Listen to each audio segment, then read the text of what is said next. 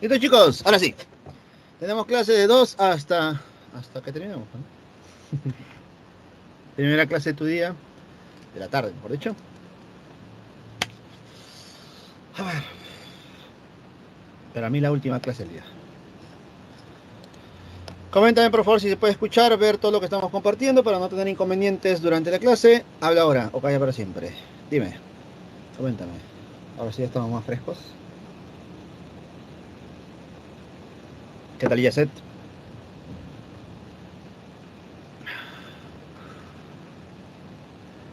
¿Se puede ver? ¿Sí, no? ¿Normal? Sí, profesor. Listo, ok, excelente. A ver, semana número 3, temas que vamos a tocar o tratar el día de hoy, dinámica y estática. Creo que el tema de dinámica es muy conocido por ustedes, muy conocido. Si te digo Newton, tú ya sabes a qué me refiero. Vamos a ver la aplicación de las leyes de Newton al movimiento rectilíneo y movimiento circular, es decir, dinámica en estos dos movimientos. Para eso debo conocer algunos conceptos básicos, pero partimos del concepto principal que es la dinámica. ¿Qué estudia la dinámica, profesor? La dinámica estudia el movimiento de los cuerpos a través de las causas que lo generan. Y yo te pregunto a ti, ¿quién es la causa principal de todo movimiento? ¿Quién crees que sea la causa principal de todo movimiento, chicos? Fuerza. Dino, no te escucho. La fuerza. La fuerza. Las fuerzas, ¿cierto? Causa principal de todo movimiento es una fuerza. Tú estás parado, alguien te empuja, te mueves, ¿cierto? Una pelota está viniendo, tú aplicas una fuerza, se deja de mover. Entonces la causa principal de todo movimiento es una fuerza. Y recuerda que una fuerza es una interacción entre dos cuerpos. Por ese motivo acá nos dicen, ¿no? La fuerza es la influencia que puede cambiar el estado de movimiento de un sistema. Estas fuerzas se pueden clasificar en dos. Se pueden clasificar en fuerzas externas y fuerzas internas. ¿A quiénes se consideran fuerzas externas? A las fuerzas generadas por la influencia del entorno. Y las fuerzas internas son las fuerzas generadas por los elementos del propio sistema. Aquí ya comenzamos a analizar sistemas. Es muy, pero muy importante definir mi sistema. Profe, ¿qué es un sistema? El sistema es el objeto o conjunto de objetos que tú vas a estudiar. Por ejemplo, aquí, yo tengo una gráfica con un camión. Tengo un camión, tengo el piso, tengo las personas, tengo la cuerda, tengo el planeta Tierra, tengo la atmósfera. Dime, pero ¿cuál será tu sistema para ti? ¿Qué vas a estudiar tú? Dependiendo de lo que vas a estudiar, tú consideras tu sistema. Profe, yo en esta oportunidad quiero estudiar el camión. Por lo tanto, el camión será mi sistema. Si el camión es mi sistema, lo que está alrededor interactúa con el camión, se llamará entorno. Y debido a la interacción de este sistema con su entorno, se generan fuerzas. Entre ellas tenemos el peso, la fuerza normal, la fuerza de tensión. Yo te pregunto, esta fuerza del peso, ¿cómo se genera? Para que se genere una fuerza debe haber una interacción entre dos cuerpos. El peso se genera con la interacción del camión con quién. El camión con quién interactúa para generar el peso.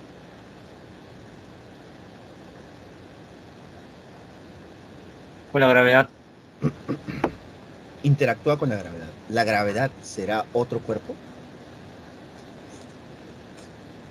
No sea, no sé, Rick. Parece falso. Recuerda que las fuerzas se generan por interacción de dos cuerpos.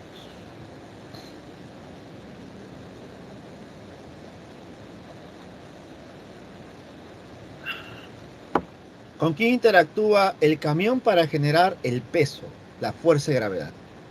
A ver, ¿alguna idea?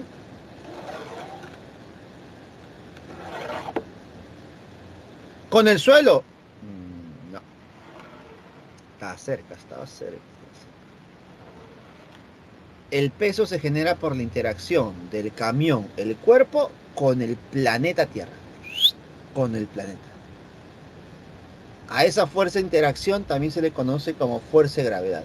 A esa fuerza de interacción también se le conoce como fuerza de gravitación universal. ¿Correcto? Entonces, de esa manera se genera el peso. ¿Listo? Ahora, Tenemos aquí la fuerza normal. La fuerza de reacción normal se genera entre la interacción del camión con quién. Ahora sí, Suelo. hazlo. ¿Con quién? El suelo. Con el suelo, con el piso. Profe, pero es la tierra. No necesariamente. Tal vez es un puente nada más. ¿Cierto? ¿Me dejo entender? Entonces, la interacción del camión con la superficie genera la fuerza de reacción normal. ¿Y cómo se grafica la fuerza de reacción normal? Perpendicular a la superficie, hacia el cuerpo. Ya tenemos la interacción, dos interacciones ya, ¿no? Dime, ¿y cómo se genera la tensión? ¿El cuerpo con quién interactúa para generar tensión?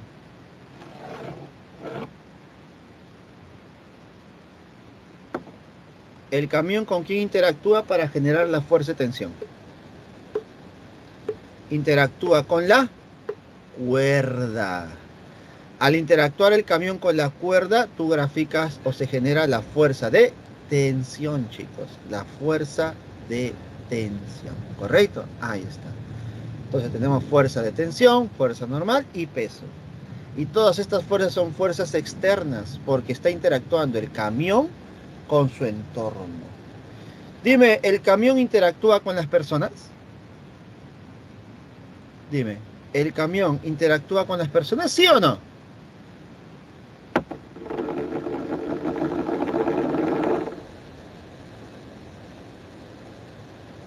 ¿De forma indirecta? De forma indirecta sí, ¿no? Pero no estaría interactuando de forma directa, ¿no? Por ese motivo yo no grafico una fuerza generada entre el camión y las personas.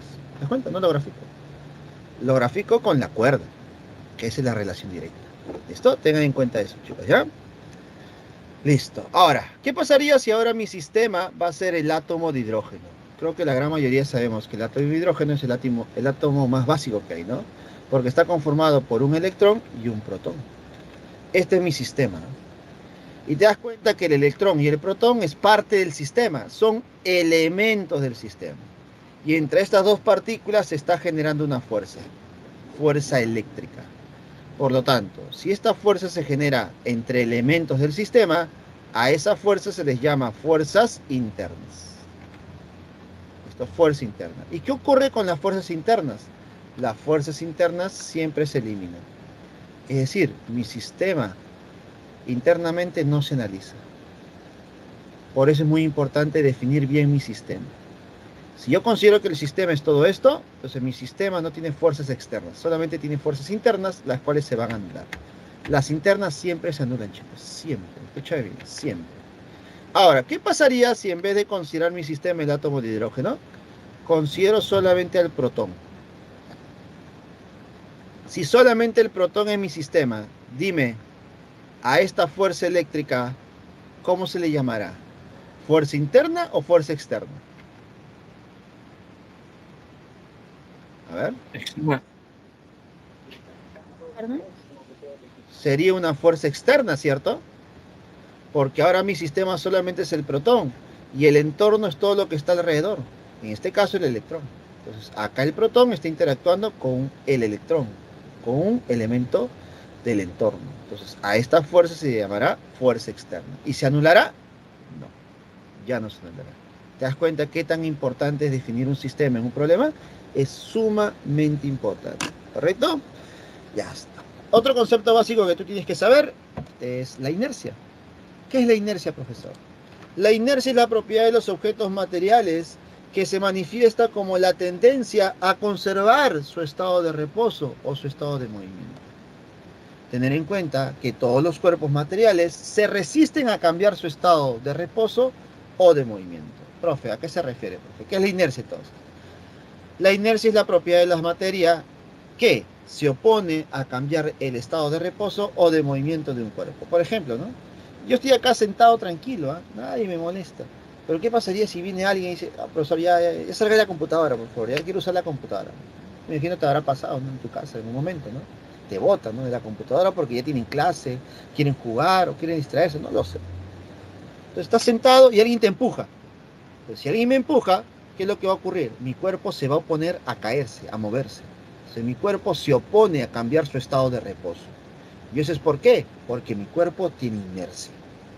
Pero dime, si la otra persona te empuja con mucha fuerza, ¿te puede tumbar? Ah, sí.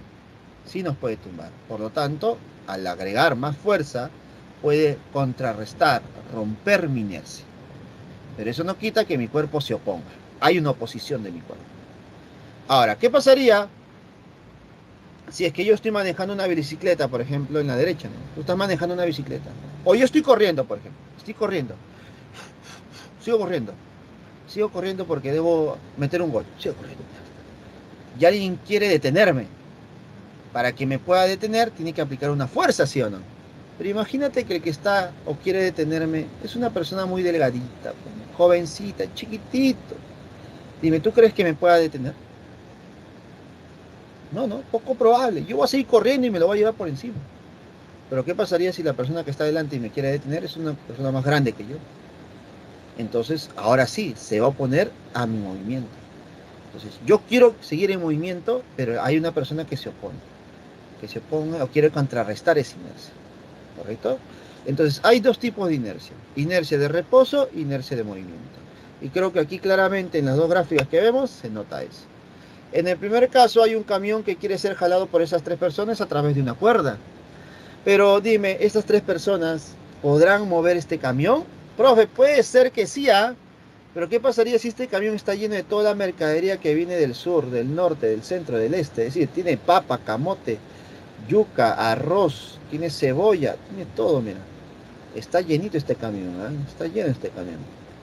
Entonces dime, ¿tú crees que podrán moverlo? Profe, poco probable, ¿eh? Debido al contenido o debido al camión mismo o debido a la inercia, será complicado mover el camión. ¿Por qué? Porque tiene inercia de reposo. El cuerpo se opone a cambiar su estado de reposo. ¿Listo? Lo mismo ocurre cuando el cuerpo está en movimiento, mira. Imagínate que tú estás con tu bicicleta, pedaleando, a máxima velocidad. A máxima velocidad. Y de repente aparece un perro. Y tú dices, no. La protección de un animal. Entonces, ¿qué haces? Frenas bruscamente. Y al frenar bruscamente, la bicicleta se detiene. Pero ¿qué pasa con tu cuerpo? Tu cuerpo sale disparado hacia adelante, ¿sí? ¿Y por qué sale disparado hacia adelante? Porque tu cuerpo estaba en movimiento. Y cuando tú frenas bruscamente, frenas la bicicleta, pero no frenas tu cuerpo. Tu cuerpo quiere seguir en movimiento, por eso tu cuerpo se va hacia adelante. Es lo mismo que ocurre cuando tú estás en el auto. No sé si te ha pasado, ¿no? Estás en el auto, estás sentado tranquilo, estás descansando, pensando qué vas a hacer en clase. O estás parado. Estás paradito, tranquilo. Y de un momento al otro, ¿qué va a pasar? El auto choca. El auto frena bruscamente.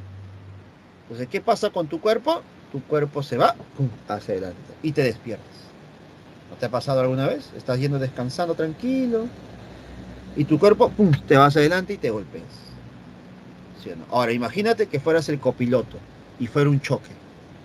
Dime, ¿tu cuerpo cuando se va hacia adelante saldría disparado por la ventana, sí o no? Entonces, eso es peligroso, ¿cierto? Entonces, ahí tu cuerpo trata de seguir en movimiento por la inercia. Entonces, para contrarrestar esa inercia de movimiento, tú debes colocarte el cinturón de seguridad, ¿cierto? Ya está. Entonces, esa es la inercia, chicos. La oposición a cambiar nuestro estado de reposo o estado de movimiento. ¿Listo? Otro concepto muy importante viene a ser la masa. ¿Qué es la masa, profe? Es la cantidad escalar que indica la medida de la inercia de un objeto material. Ah, profe. Entonces, ¿la masa nos indica la inercia? Sí. Es la cuantización de la inercia. Si yo tengo más masa, tendré mayor inercia. Si tengo poca masa, tengo menor inercia. Y eso creo que se puede notar aquí, pues, ¿no? Para el camión. Dime, ¿qué es fácil mover? ¿Un camión o un tico? ¿Cuál será más fácil mover? ¿Un camión o un tico? Obviamente un tico. ¿Y por qué? Porque un tico ofrece menor inercia, porque tiene menos masa. Mientras más masa tenga, mayor inercia ofrecerá. ¿Correcto? Algo muy importante que tú tienes que saber es que no te debes confundir entre masa y peso. La masa y el peso son dos conceptos distintos. La masa se mide en kilogramos, el peso se mide en newton porque es una fuerza. Este peso, que ya hemos visto hace un momento, es la fuerza que ejerce el planeta sobre nosotros. Es la fuerza de atracción que se genera sobre nuestro cuerpo debido al planeta. Por eso siempre que tú sueltas algo, ¿hacia dónde se va? Hacia abajo. Porque la Tierra lo atrae mediante una fuerza llamada fuerza de gravedad o conocida por ti como peso. ¿Cómo se calcula el peso? Multiplicando la fuerza, el peso se calcula multiplicando la masa por la gravedad. Para nosotros, normalmente, la gravedad, ¿cuánto será? A este nivel preuniversitario, nivel San Marcos, ¿cuánto se considera la gravedad normalmente para nosotros? Comenten. 10. 10, ¿cierto? Efectivamente. Vamos a considerar un valor de 10 normalmente. 10 metros por segundo al cuadrado. A menos que el problema te indique lo contrario, ¿no? Que te indique que consideres 9,8, 9,7, no lo sé. Entonces va a depender del problema. Pero usualmente va a ser, ¿correcto? Ya está. Ahora, ya que hablamos de masa y peso, dime, una balanza. Una balanza. ¿Qué cosa mides?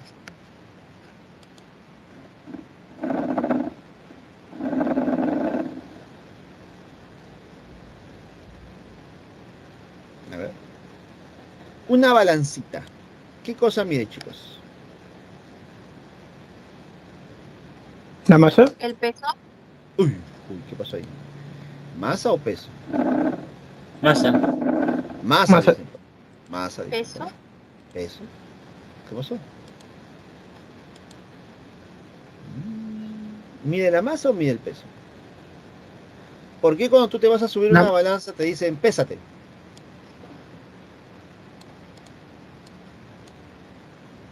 Porque confunde el peso con la masa. La masa sí mide kilogramos, por eso es que mide la masa, la balanza. A ver. Dime, y cuando a ti te dan el resultado supuestamente de tu peso, ¿qué resultado te dan? ¿Te dan un resultado en kilogramos, sí o no? Entonces, profesor, si yo me voy a pesar, ¿por qué me dan la masa? Curioso, interesante. ¿Te das cuenta? Entonces te debo mencionar algo. La balanza no mide ni la masa, ni mide directamente el peso. Una balanza mide fuerzas. Mide fuerza. Que en algún momento esa fuerza tenga el mismo valor que la fuerza de gravedad y tu peso es distinto. Por ejemplo, imaginemos que estamos en ese instante donde tú te subes a una balanza. Ya, tú te subes a una balanza. Me voy a pesar, profe. Me voy a pesar. Voy a ver si hemos subido por pandemia. Te subes a la balanza. Yo te pregunto, para poder medir tu peso, bueno, y tu masa, vamos a llamarlo así, dime, tú tienes que pararte encima de la balanza y te puedes mover. ¿Te debes mover? No, no. Debes estar quieto, parado. Porque justo cuando estás quieto y paradito, ahí coincide la fuerza que mide la balanza, coincide con tu peso numéricamente. Pero si tú te mueves, dime, ¿la lectura de la balanza cambia, sí o no? Claro. Entonces la balanza no mide directamente el peso. Las balanzas miden interacciones, miden fuerzas. Por ese motivo, cuando tú te mueves más, la interacción cambia y la lectura de la balanza cambia. Pero como yo quiero medir mi peso, entonces me debo quedar quietecito. Y cuando yo me quedo quietecito, la balanza mide exactamente el valor numérico de mi peso. ¿Y qué valor tendrá mi peso? A ver, mi peso podría ser 800 newton. Pero tú sabes que esos 800 newton es igual a la masa por la aceleración de la gravedad, que es 10 metros por segundo al cuadrado. Por lo tanto, con eso obtendremos que la masa sería 80 kilogramos. Y a ti te dan este resultado. Pero lo que ha medido la balanza ha sido 800. ¿Me dejó entender?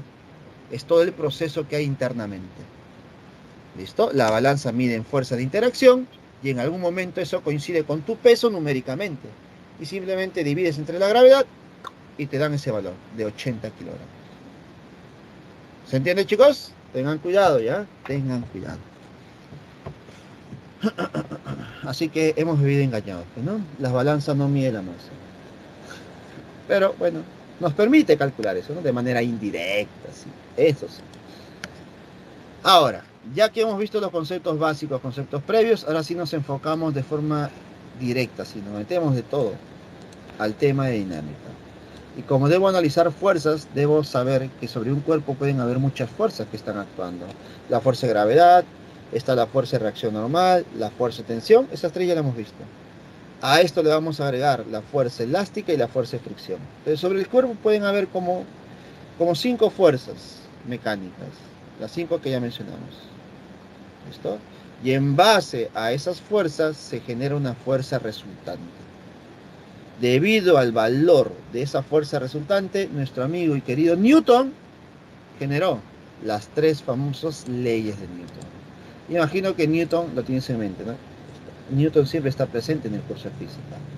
Te podría decir que Newton es el culpable de que tú estudies física, pues. Él es el culpable, chicos. Él es el culpable de que tú estudies física, ¿no? Uno de los cursos más queridos por todos los alumnos o estudiantes. ¿Sí o no? A ver, levante la mano el que le gusta el curso de física, pero sinceramente, ¿a quién le ha gustado física en el colegio? A ver, al 5, mira, oye, ahí va regular, ahí va el 7, 8, ya, mira, se van desanimando. ¿Estás seguro? ¿Te gustó física? Ah, el profesor de física era tu tutor, seguro, ¿no? ¿Listo? Entonces, mira, de los 47 no llegamos ni a la mitad. No llegamos ni a la mitad. No llegamos a la mitad. Pero bueno, es parte de, ¿no? Ya, no hay problema, no llegamos ni a la mitad. ¿Te das cuenta? Imaginemos si preguntamos en un salón, 2 salones, todo el colegio. Te das cuenta que física es uno de los cursos menos queridos, vamos a llamarlo así. La gran mayoría escoge otros cursos, ¿no? Literatura, por ahí historia, matemática, porque me encanta me gusta educación para el trabajo. Me gusta psicología, Profesor, cívica. ¿Sí? ¿Sí, Alejandro? pero lo que dicen de todo física es que luego, tarde o temprano, se termina relacionando diversas materias, ya que en cierto punto la física trabaja en su entorno y por lo que se vuelve necesario usarlo con otras materias, tanto si no querramos como querramos, porque incluso en la medicina se tiene cuidado en diferentes aspectos de la física. Claro, lo que dice nuestro amigo Alejandro es cierto, pues, ¿no?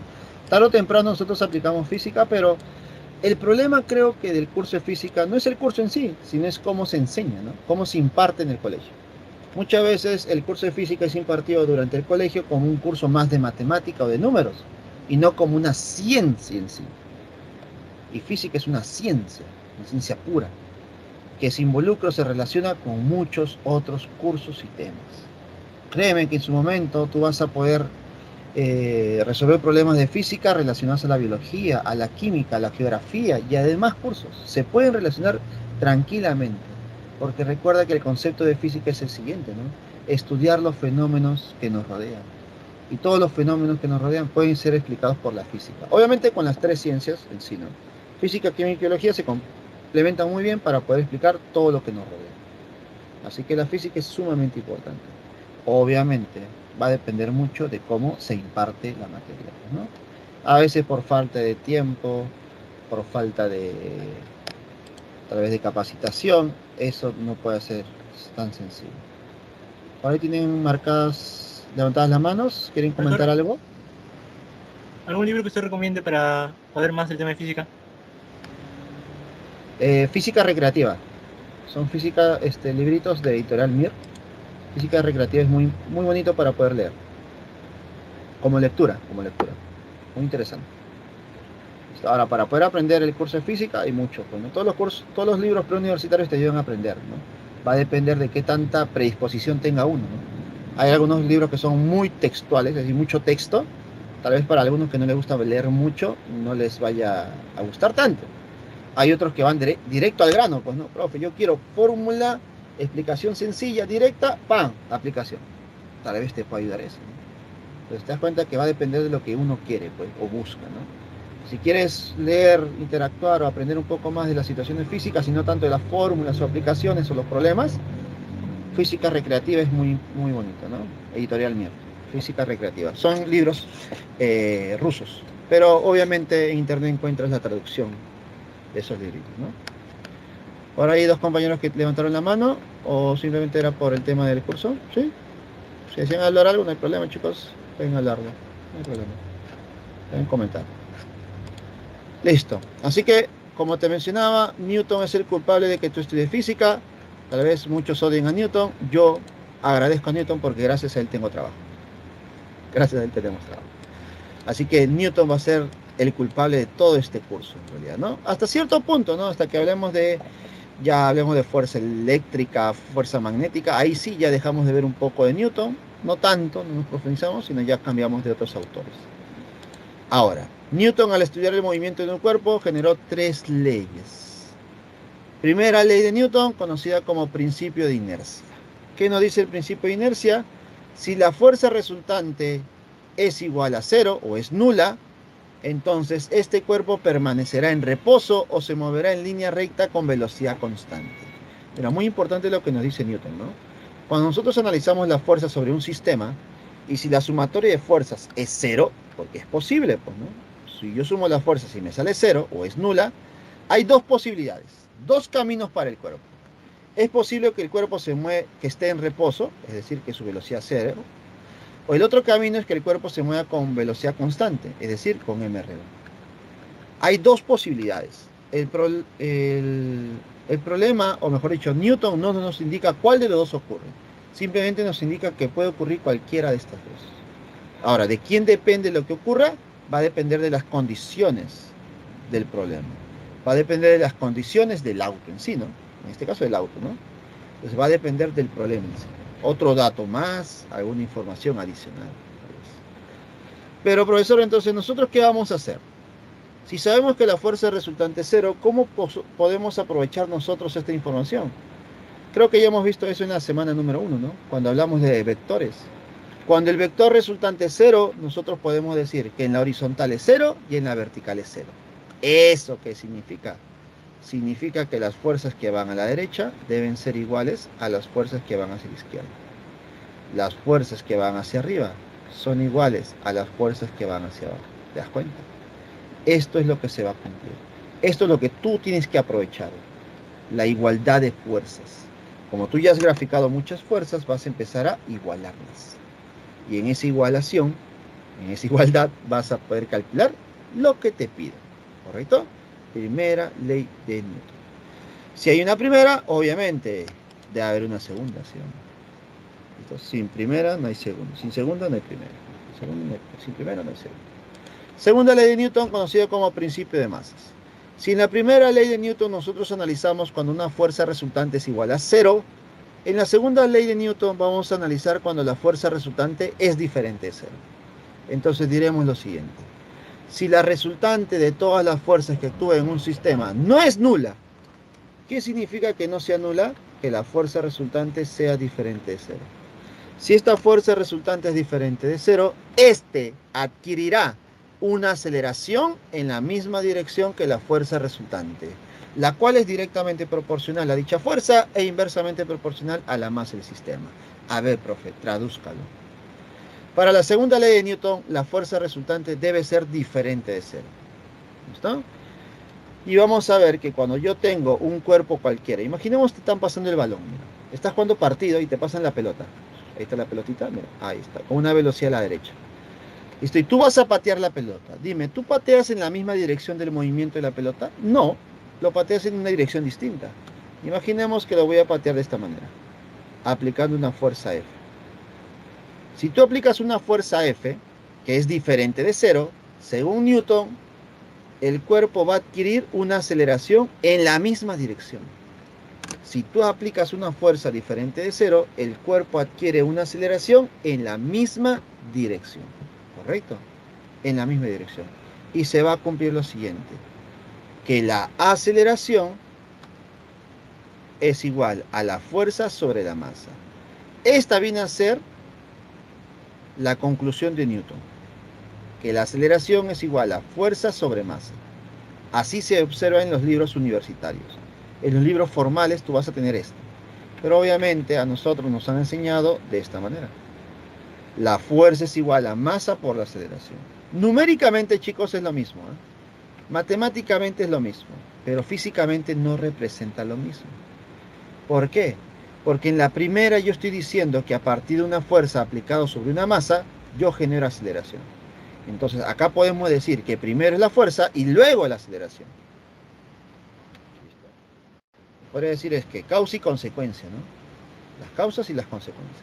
En cambio, la segunda no se interpreta de esa manera. Acá estoy diciendo que a partir de una aceleración de un cuerpo se genera una fuerza, y no es así. Pero como te digo, numéricamente se va a cumplir y no hay problema. No hay problema, chicos. Así que no nos compliquemos la vida. No nos volvamos tan exigentes ahí. ¿Listo? Entonces, según la segunda ley de Newton, la fuerza resultante es igual a masa por la aceleración. Segunda ley de Newton. Y como hay segunda, también va a haber tercera. Pero antes de hacer la tercera, vamos a hacer un pequeño análisis de esta segunda ley de Newton. Observa por aquí.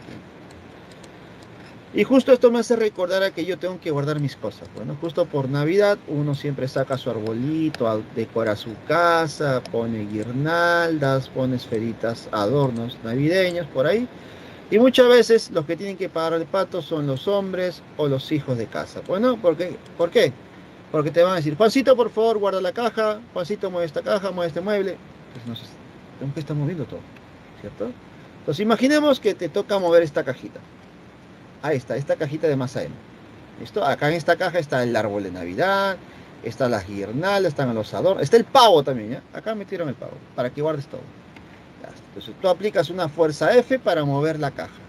Debido a la fuerza F que tú aplicas, la cual es diferente de cero, el cuerpo adquiere una aceleración. Muy bien. Excelente. Pero tú quieres llevarlo rápidamente, entonces triplicas la fuerza. Cuando tú triplicas la fuerza y la caja es la misma, entonces, ¿qué pasa con la aceleración? También se triplica. A ver, pero, profe, y si yo duplico la aceleración, también se duplica. Si yo cuadruplico mi fuerza, ¿qué pasa con la aceleración? También se cuadruplica. Entonces, estamos dándonos cuenta que si nosotros aumentamos la fuerza, aumentará la aceleración. Entonces, la fuerza con la aceleración son cantidades de P, directamente proporcionales. Siempre y cuando la masa sea constante. La masa no cambia. Pues eso es lo que está ocurriendo en este caso, ¿no? Por eso la fuerza y la aceleración son directamente proporcionales. Ahora, ¿qué pasa en este segundo caso? Mira, como ya has llevado muchas cajas de estas, ya estás cansado. Pues. Estás agotado, estás cansado. La fuerza ya no te da más y solamente puedes aplicar una fuerza F. Mira. Tienes que llevar esta última caja F o esta última caja M con una fuerza F y una aceleración A. Pero mamá se le ocurrió, a ver Juancito, ya que estás llevando las cajas, ¿por qué no te llevas esta cajita de tu hermano? Acá están todos sus juguetes que ya no va a usar. ¿Por qué no guardas la ropa de tu hermano, a ver, de invierno? Eso ocurre, ¿no?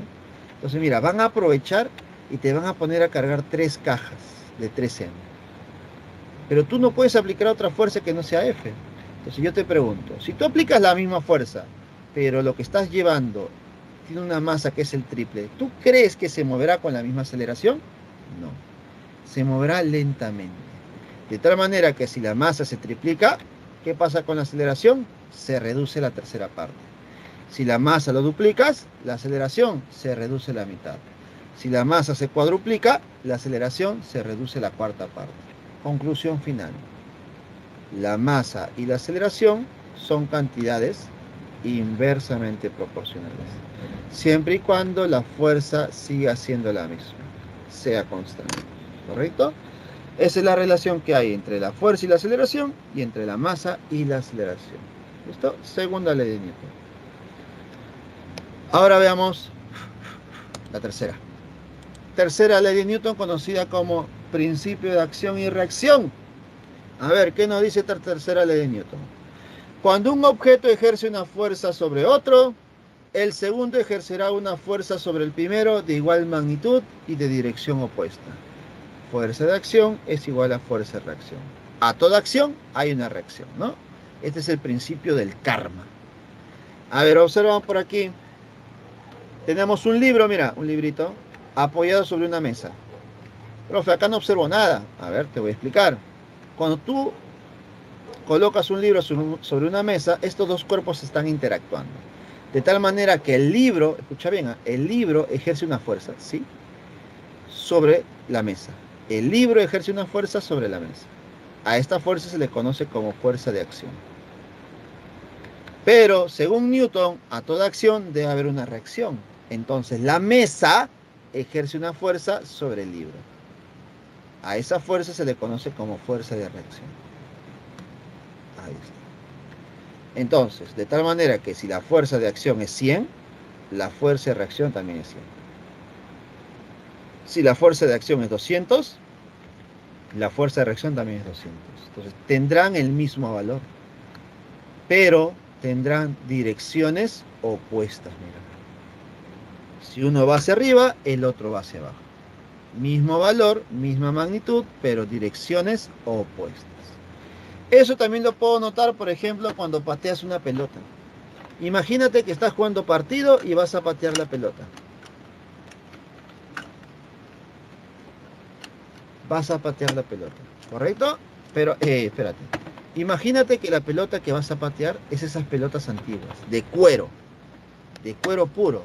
Y además, lo vas a patear sin zapatillas, descalzo. Lo vas a patear descalzo. Entonces yo te pregunto, si tú pateas descalzo una pelota de cuero, ¿te dolerá, sí o no? Profesor, ¿y por qué me duele si yo estoy pateando la pelota? Te explico aquí. Cuando tú pateas la pelota, estás ejerciendo una fuerza sobre la pelota. A esa fuerza le vamos a llamar fuerza de acción. Pero según nuestro amigo Newton, que es el culpable de todo, a toda fuerza de acción hay una fuerza de reacción. Entonces, ¿qué se genera? Una fuerza de reacción en dirección opuesta. ¿Listo? De tal manera que si tú aplicas una fuerza de 100 sobre la pelota, ¿cuánto te regresa? 100. Si tú aplicas una fuerza de 200, ¿cuánto te regresa? 200. Eso es lo que va a ocurrir. Por eso te duele el pie. Para que no te duele el pie, debes usar zapatillas, bueno, debes usar chimpunes. Incluso la tecnología ha avanzado tanto que ahora hay zapatillas especiales, ¿no? Para que prácticamente no sientas dolor alguno, no sientas contacto con la pelota. Son muy cómodas, ¿correcto? Pero sigue habiendo la fuerza de acción y la fuerza de reacción. ¿Listo? No te olvides, por favor, que los valores son iguales, pero direcciones opuestas. ¿Alguna consulta sobre las 3 leyes de Newton que hemos visto? Coméntame, por favor.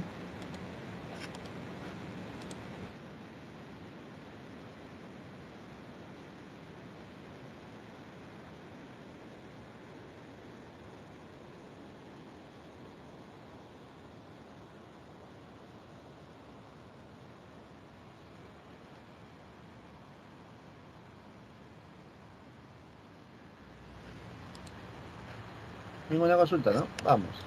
Conclusiones finales de las leyes de Newton. Conclusión de la primera ley de Newton. Si la fuerza es 0, la aceleración es 0. Por ese motivo, el cuerpo está en reposo o se mueve con mr. Segunda conclusión para la segunda ley de Newton. Si la fuerza es constante, la aceleración es constante. Profe, pero si la aceleración es constante, ¿qué tipo de movimiento se genera? Un MRV. Movimiento rectilíneo uniformemente variable. Tercera. La tercera ley de Newton significa que no existen, miren, no existen fuerzas aisladas en el universo observable. Y uno dirá, profe, ¿para qué me sirve esto? Yo no analizo el universo. Obviamente que tú no analizas el universo, pero a partir de la tercera ley de Newton podemos decir que no existe ninguna fuerza aislada. Siempre va a haber una fuerza de acción y reacción. Por lo tanto, la fuerza resultante para el universo, ¿cuánto debería ser? Ser 0. Y si la fuerza resultante para el universo es 0, entonces estamos aquí en el primer caso. Es decir, el universo se mueve con velocidad constante o está en reposo, no lo sé. Y eso genera también una gran hipótesis, ¿no? ¿El universo se expande o no se expande? Pero ahí ya empezamos a chocar con otras grandes teorías. Bueno, pero bueno, podemos rescatar esto por lo menos. Cuarta observación. Un observador u objeto en reposo o con MRU se llama sistema de referencia inercial. Y ahí, en estos sistemas, son aplicables las leyes de Newton. Pero ¿qué pasaría si ese observador u objeto empieza a acelerar? Entonces el sistema será de referencia no inercial. Y nosotros en un sistema de referencia no inercial no podemos usar las leyes de Newton. Entonces no se puede trabajar en un sistema de referencia no inercial. Por lo menos nosotros no. No se puede. Por eso nosotros vamos a trabajar siempre en sistemas de referencia inerciales. Sistemas donde la velocidad sea constante o donde la velocidad sea cero. ¿Correcto? Tengan cuidado. No vayas a pensar que yo estoy diciendo que no puedo analizar un movimiento con aceleración. No. Estoy diciendo que mi sistema de referencia no tiene que acelerar. El sistema de referencia, que es distinto. Los cuerpos pueden hacer lo que quieran, pero el sistema de donde yo analizo no debe acelerar, ¿correcto? Solamente eso. Listo, y con eso hemos terminado las leyes de Newton. Ahora sí, vamos a profundizar un poco más. Hemos dicho que vamos a analizar 5 fuerzas. La fuerza de gravedad ya la hemos visto, que es el peso. La fuerza de reacción normal también lo hemos visto. La fuerza de tensión también lo vimos ahí. Nos faltarían 2 nada más. ¿Cuáles son esas 2? La fuerza de fricción y la fuerza elástica. A ver, fuerza de fricción o fuerza de rozamiento es aquella fuerza que se opone al movimiento o al intento de movimiento de un cuerpo respecto al otro cuando están en contacto. Esta fuerza actúa tangencialmente en cada una de las superficies en contacto, chicos. En cada una de las superficies en contacto. Ya está. A ver, pregunta. Dime, ¿en algún momento te has echado una crema aumentante? Una crema para hidratar tus manitos. Muchas veces las mujeres lo hacen, ¿no? Hidratan su mano con alguna cremita por ahí para poder tapar los poritos, para limpieza general. Y de esa manera, cuando ustedes soban las manos, cuando ellas soban las manos, sienten lisito, ¿no? Es decir, no hay mucha fricción, no hay muchas asperezas. Ahora dime, tú, jovencito, tú. A ver, soba tus manos. Tu mano es áspera, ¿sí? Claro, tu mano está, mira, áspera. Suena todavía. Suena. Hay asperezas, hay rugosidad, ¿no? Están con callos tu mano. Áspera. Porque hay fricción entre las manos. Entonces, para poder reducir esa fricción, esas asperezas, uno usa una crema en este caso, ¿no? Pero esto es a nivel estético, a nivel más corporal, ¿no? A nivel industrial, ¿qué tan importante es la fricción? Por ejemplo, en los automóviles, en las maquinarias, siempre se debe usar aceite. Se debe aceitar, ¿no? Por ejemplo, en los motores siempre también hay un compartimento donde se usa aceite, el cual se va a repartir por todo el sistema. ¿Y por qué es importante el aceite en una máquina? Porque mediante ese aceite se reduce la fricción. Profesor, ¿y por qué?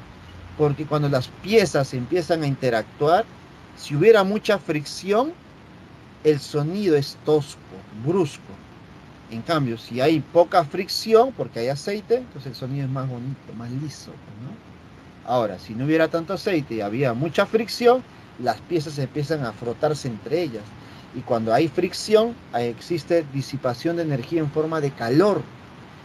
Y el calor que genera en las maquinarias, en las estructuras metálicas, generan dilatación. Cuando un cuerpo se dilata, aumenta su tamaño. Imagínate las piezas con un tamaño diferente, empiezan a chocar entre ellas, y eso puede generar que se queme, que se malogre, que se rompa, y eso puede generar una tragedia, ¿no? Puede generar una tragedia. Por eso es muy importante reducir la fricción en las máquinas, pues, ¿no? En las máquinas. Ahora, pregunta, ¿cómo se calcula la fuerza de fricción? Eso lo vamos a calcular mediante la ley de la fricción. ¿Qué nos dice la ley de la fricción? Que la magnitud de la fuerza de fricción en una superficie sólida es directamente proporcional a la magnitud de la fuerza normal en dicha superficie. Conclusión. La fuerza de fricción se calcula multiplicando el coeficiente de rozamiento por la reacción normal. Coeficiente por la normal. Pero debes saber algo. Existen 2 tipos de fricción. La fricción estática y la fricción cinética. Creo que te das cuenta cuándo ocurre cada uno, ¿no? La fricción estática aparece cuando el cuerpo no se mueve. Y la fricción cinética aparece cuando el cuerpo ya está en movimiento. ¿Correcto? A ver, vamos a recrear una experiencia. La experiencia de hace un momento donde tú estás llevando una caja. Ahí está, mira, el arbolito, está el pavo, el chancho, todo lo que no has comido en Navidad. Ahí está, se guarda ahí, mira, todos los panetones ahí están. Pues estás empujando la caja, empuja la caja. Mira. A pesar de que estás aplicando una fuerza F, la caja no se mueve. ¿Y por qué no se mueve, profesor? Porque hay una fuerza que se opone a esta fuerza, que se opone al movimiento. ¿Cómo se llama esa fuerza que se opone al movimiento? Se llama fuerza de fricción. Y como esa fuerza de fricción impide el movimiento, entonces se llama fuerza de fricción estática. Si tú aplicas una fuerza de 10, la fricción será 10. Si tú aplicas 20, la fricción será 20. De tal manera que siempre se opone y contrarresta lo que tú apliques. Pero yo te pregunto, en algún momento cuando tú aplicas esa fuerza, aumentas un poco más la fuerza, aumentas un poco más la fuerza, hay un instante donde tú dices, sientes, oye, esta caja ya está a punto de moverse, está a punto de moverse, está a punto de resbalar. Pues a eso se le conoce como movimiento inminente. Cuando tú empujas la caja y está a punto de moverse, está en movimiento inminente, está a punto de resbalarse, está a punto de moverse, pero no se mueve. ¿Y por qué no se mueve? Porque sigue habiendo una fuerza de fricción estática. Pero ahora esta fuerza de fricción estática será la máxima posible. Y esta se calcula multiplicando el coeficiente por la norma. Entonces, cuando el cuerpo está en movimiento inminente, está a punto de moverse, actúa la fuerza de fricción estática máxima. Estática máxima. Profesor, entonces, si aplico un poquito más de fuerza, ¿qué pasará con el cuerpo? Si aplicas un poquito más de fuerza, ahora sí. El cuerpo empezará a moverse. Y si el cuerpo se empieza a mover, ¿desaparece la fricción? No. Solamente que ahora ya no será la estática, ahora será la cinética. ¿Y cómo se calcula la fuerza de fricción cinética? Multiplicando mu por la normal. Profesor, ¿los dos se calculan igual? Sí, la misma estructura, pero con diferentes valores. El coeficiente debe ser diferente. Una cosa es el coeficiente estático y otra es el coeficiente cinético. ¿Correcto? Son valores distintos. Por lo tanto, ya tenemos cómo calcular el valor de la fuerza de fricción. Pues, ¿no? Mu por la normal. Ya está. Observaciones sobre esta fuerza de fricción. Primera observación. Cuando se intenta mover un bloque, cuando tú estás empujando, actúa la fuerza de fricción estática. ¿Listo? Donde se va a cumplir que esa fuerza de fricción estática es menor que la fuerza de fricción estática máxima. Cuando el bloque está a punto de moverse, la fuerza de fricción estática es igual a la fuerza de fricción estática máxima. ¿Listo? Y cuando el cuerpo está ya en movimiento, la fuerza que aparece es la fricción cinética. La fricción cinética. Listo. Observación número 4. El coeficiente de fricción depende de la naturaleza de las superficies en contacto. Claro que sí. No depende de una sola, depende de las dos en contacto. Si tú vas a mover la caja en una superficie, la caja es de cartón. Entonces necesito saber el cartón con el piso, qué coeficiente de rozamiento genera. No es lo mismo empujar la caja de cartón encima de la mayólica. No es lo mismo empujar la caja de cartón encima de parquet.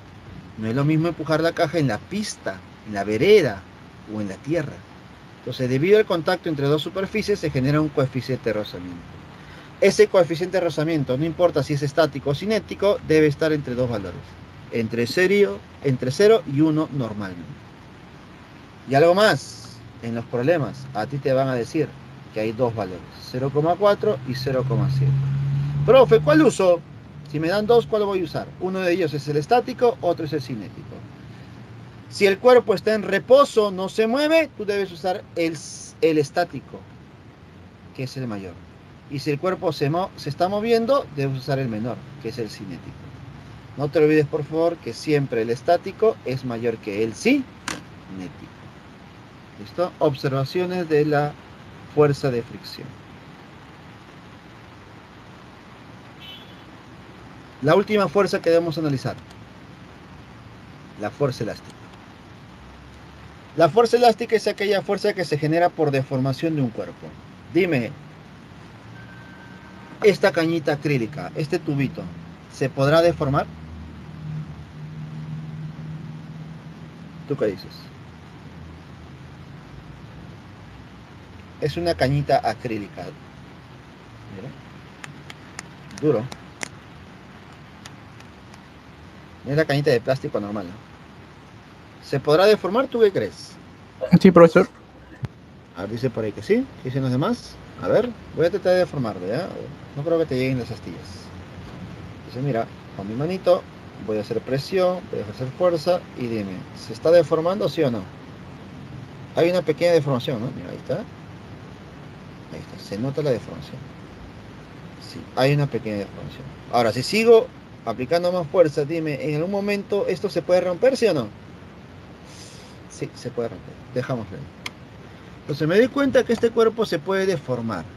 Siempre que existe deformación, hay elasticidad, hay fuerza elástica. Obviamente, habrán cuerpos que se pueden deformar más que otros, ¿sí o no? Por ejemplo, una liga se deforma fácilmente.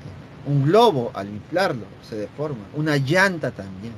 Entonces, hay cuerpos elásticos más que otros. Los cuerpos son elásticos en general, porque es una propiedad de la materia. Algunos serán más elásticos que otros. Por ejemplo, ¿la piel es un cuerpo elástico, sí o no? ¿La piel se puede estirar? ¿Sí o no? Sí, profesor. Claro, la piel se estira, ¿no? Y ese es un gran problema para todas las personas, ¿sí o no? Claro, imagínate si la piel no se estirase. Si la piel no se estira, mejor para nosotros, ¿no? Nos quedamos igualitos. Pero créeme que para las mujeres es un gran problema. Que la piel se estire es un gran problema. Y eso lo van a notar cuando estén en la época de gestación. En la época de gestación la piel se estira tanto, se estira tanto, se estira tanto, se estira tanto que uno dice, uy, ya va a reventar ya. A veces la piel se estira tanto que a veces los ligamentos se rompen. Y cuando los ligamentos de la piel se rompen, ¿qué se generan, señoritas? ¿Qué se generan, chicos? Si la piel se estira tanto y los ligamentos se rompen, ¿qué se genera? Las famosas estrías. Y las estrías es como si tú tuvieras una liga rota. ¿Lo podrás recuperar? Ya no. La piel se ha roto, los ligamentos se han roto. ¿Listo? Así que tenga mucho cuidado más adelante, ¿ya? Más adelante. Por eso el doctor siempre recomienda usar una crema, ¿no? Una cremita que te sobas ahí por la barriguita. ¿Para qué? Para aumentar las propiedades elásticas, pues, ¿no? Para que esa piel se pueda estirar un poco más de lo normal y no sufras las famosas estrías. ¿Correcto? Obviamente nosotros no vamos a analizar eso, ¿no? Eso lo dejamos para el curso de biología, pues, no podemos centrarnos mucho. Nosotros vamos a analizar un cuerpo elástico común, sencillo, básico, como son los resortes. Ahí tenemos en pantalla un resorte, mira. Un resorte en estado inicial, que significa un resorte no deformado. Pero voy a deformar o empezar a deformar el resorte mediante un agente externo, mediante una fuerza externa. Entonces tú vas a agarrar el resorte y lo vas a jalar hacia la derecha. Mira, jálalo hacia la derecha. Lo jalamos hacia la derecha mediante la fuerza F deformadora. Entonces, debido a que tú estás deformando el resorte, estamos cambiando el tamaño del resorte.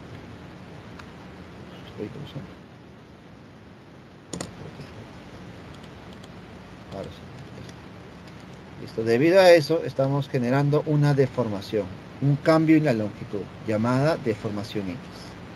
Debido a esta deformación X, chicos, se genera una fuerza elástica. Esa fuerza elástica siempre va a ser opuesta a la fuerza deformadora. ¿Listo? Es opuesta a la fuerza deformadora. Ahora, esa fuerza elástica siempre es en contra de la deformación. Si nosotros deformamos el resorte hacia la derecha, la fuerza elástica es hacia la izquierda. Si el resorte se deforma hacia arriba, la fuerza elástica es hacia abajo.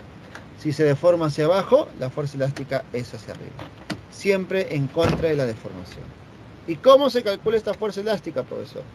La fuerza elástica se calcula multiplicando la constante de elasticidad por la deformación.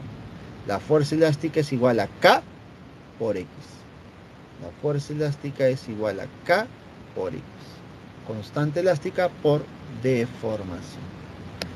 Listo, chicos. Ya estamos. Observaciones de la fuerza elástica. De acuerdo al principio de acción y reacción, la fuerza recuperadora elástica es opuesta a la fuerza deformadora, ¿no? ¿Listo? Son opuestas. Al ser opuestas se va a generar esto, ¿no? De manera vectorial, la fuerza elástica es opuesta a la deformación. El signo negativo lo único que nos indica es que es una fuerza opuesta, nada más. Oposición a la deformación, lo único. Obviamente que nosotros no trabajamos de manera vectorial, lo vamos a trabajar de manera escalar, ¿correcto? De manera escalar nosotros. De tal manera que si nosotros graficamos la fuerza elástica en función de la deformación, nos vamos a dar cuenta que se genera una recta. Porque hay una relación directa entre la deformación y la fuerza elástica. A mayor deformación, mayor será la fuerza elástica. Listo, chicos. Hemos acabado con las fuerzas. Hemos acabado con dinámica. Ahora sí, pasemos al tema de estática. Y según el tema de estática, ¿qué podemos decir?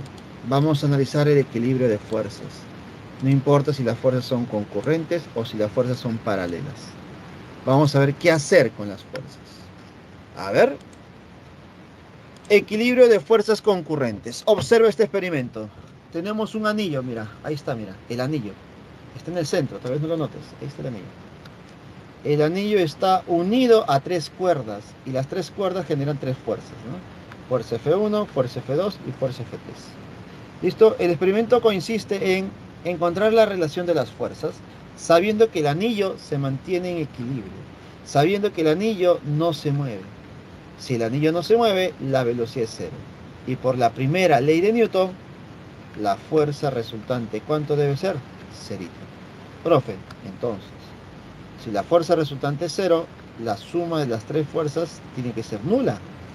Tiene que ser cero. ¿Y qué hago con eso, profesor? Si la sumatoria de fuerzas es cero, ¿qué puedo hacer yo? ¿Cómo resuelvo ese problema? Entonces, cuando ya hablamos de fuerza resultante igual a cero, hay 2 formas de resolverlo. Y eso está relacionado con los temas que hemos visto en análisis vectorial. En análisis vectorial hemos visto que hay 2 formas de resolver. Mediante el método geométrico y mediante el método analítico, ¿no? Método gráfico y método analítico. Método geométrico y método trigonómetrico.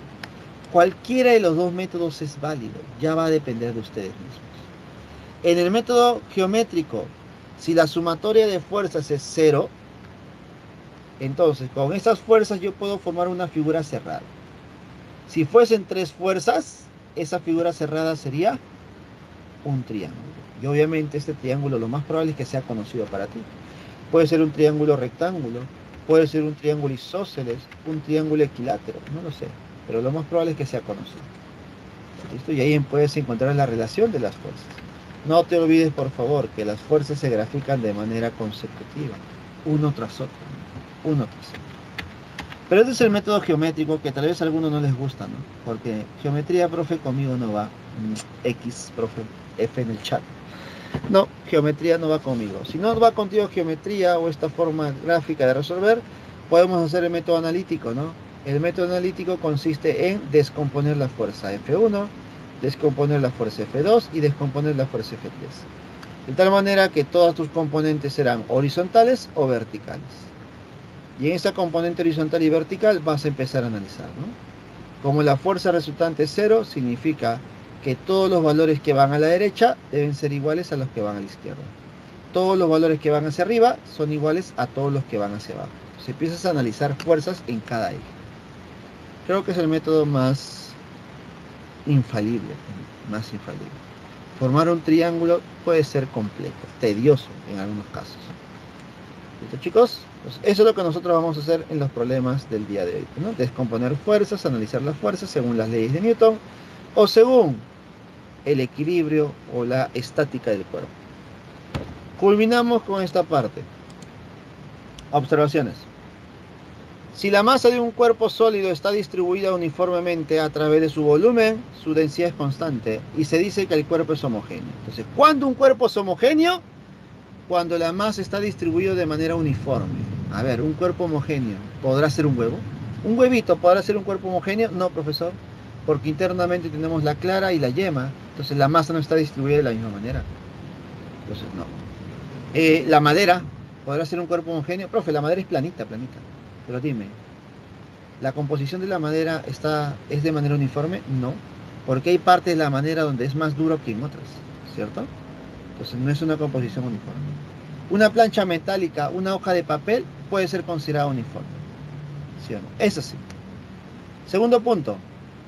El punto de un cuerpo sólido macroscópico donde parece concentrarse el peso se llama centro de gravedad.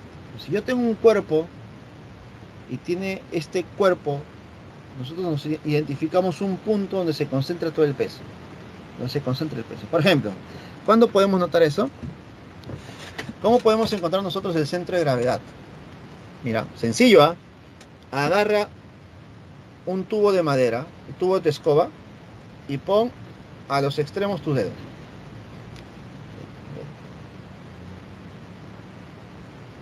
A ver, pones aquí, obviamente no puedes tirar tanto. Listo. Pones tus deditos. Y tú acercas tus dedos mutuamente. Acercas tus dedos mutuamente. Entonces, donde se coloque los dos deditos juntos, ahí, en ese punto de intersección, será tu centro de gravedad. Ahí es el centro de gravedad. ¿Listo? ¿Te das cuenta cómo acerqué mis dedos y no se cayó el palito? Pues ahí será el centro de gravedad. ¿Correcto? Obviamente que debe ser liso la superficie, porque si no también estaríamos en contra de la fricción y todo eso, ¿no? Debes tratar de que sea liso, ¿no? O que tu mano sea lisa. Una de las dos. ¿Listo? Échate un poco de aceite tal vez, un poco de jabón y puedes lograr eso, ¿no? Una forma de encontrar el centro de gravedad de un palo. ¿Listo? Recuerda que el centro de gravedad, que es también colocado como punto G, de un cuerpo sólido, homogéneo y simétrico, se localiza en el centro de simetría. Ejemplos para ti: la esfera, cubo, cilindro y triángulo. En una esfera, el centro de gravedad es el centro de la esfera, ¿no? Sencillo, ¿no? Intersección de diámetros. Para un cubo es la intersección de las diagonales, ahí está el centro. Para un cilindro es a mitad de altura, ¿no? Y para un triángulo, cualquiera, está en el baricentro. El centro es el baricentro. ¿Correcto, chicos? Es muy importante. Una vez considerado el centro del cuerpo, ahí puedes graficar la fuerza de gravedad, la fuerza de gravedad, la fuerza de gravedad, la fuerza de gravedad. Por lo tanto, ya tenemos toda la teoría necesaria para resolver los problemas de esta semana. Comenzamos, chicos, con los problemas. ¿Estamos listos? Para complementar todo lo aprendido el día de hoy. Go. Dime tú. Escucho. Te leo. ¿Listos o no listos? Se me durmieron, chicos. ¿Qué pasó? El almuerzo estuvo muy fuerte. Vamos, preguntas. Pregunta número 1. A ver, ¿hasta qué hora tenemos? Listo, profe, dice. Sí, ¿hasta qué hora teníamos? 121 tarde, ¿no? 121.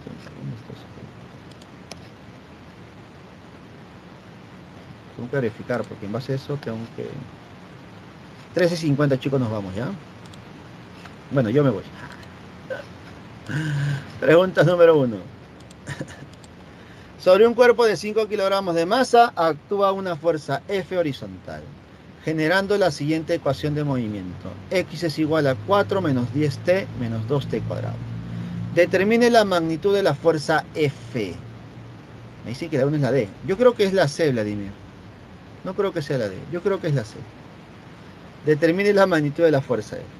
A ver, si yo quiero la fuerza F, necesito también la aceleración y la masa. La masa ya la tenemos, me falta la aceleración, ¿cierto? Y la aceleración lo voy a encontrar de esta ecuación, pues. Porque tú sabes que esta ecuación cuadrática corresponde a un MRV, movimiento rectilíneo uniformemente variado. De tal manera que esta ecuación X igual a 4 menos 10t menos 2t cuadrado es equivalente a la siguiente. X es igual a x sub 0 más velocidad inicial por el tiempo más un medio de la aceleración por el tiempo al cuadrado. ¿Listo? Yo sé que eres hábil, astuto y sagaz, así que podrás encontrar estos tres valores. La posición inicial, la velocidad inicial y la aceleración. Comparando, tendríamos que 4 es igual a la posición inicial. Como es un vector, es más 4. La velocidad inicial es menos 10. Menos 10. ¿Por qué menos 10? Porque va hacia la izquierda.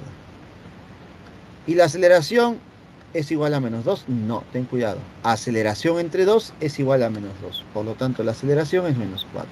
¿Y por qué es menos 4? Porque va hacia la izquierda. Y con eso ya podemos trabajar y calcular la fuerza. Según nuestro amigo Newton, la fuerza es igual a masa por la aceleración. Esa fuerza es igual a la masa, que es 5. Por el valor de la aceleración, escúchame bien, solamente quiero el valor, la magnitud. Entonces la magnitud es 4. Al ser 4 me saldría que la fuerza es 20. 20 newton. Problema número 1. La clave es la C o la D. Imposible equivocarse. Problema 1, dadito, chicos. O C, casi. Consultas, preguntas, habla ahora. O calla para siempre.